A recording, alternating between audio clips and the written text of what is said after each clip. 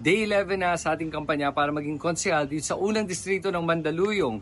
Ako si Kristan, number 9 sa Balota, at ngayong araw na to, naglalakad lang ako dito sa may I. Lopez sa loob ng Mandaluyong at napansin ko itong isang maliit na bakery na ang pangalan ay La Chanel. At nagtaka ako, ano ba yung binibenta nila dito? At nagulat ako na isang bagay lang ang binibenta nila dito, banana cake.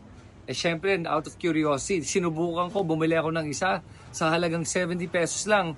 At my God, it was the best banana cake I have ever tried. At marami na ako nasubukan na banana cake.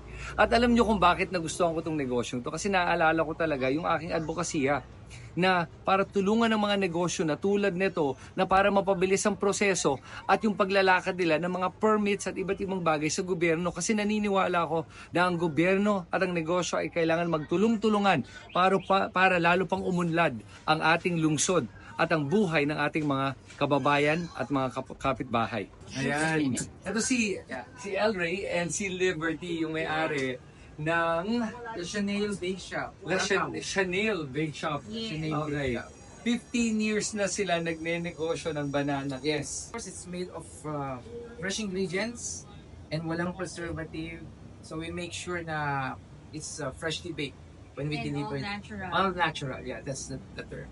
Yeah, All so natural. also every day, binibake nyo, so fresh, lalabas siya. Yes, Yeah. and it's good for 5 days, room temp. Room temperature, But if hindi. you put it inside the fridge, it can last until 7 days. Yes. Ah, 7 wow. days. But if it's from the fridge, you have to consume it right away.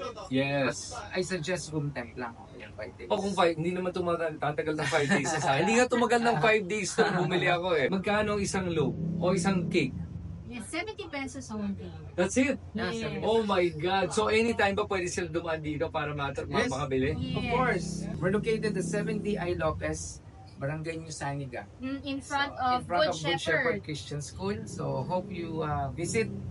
We want to see you here. Yeah, always available. Always available and freshly baked.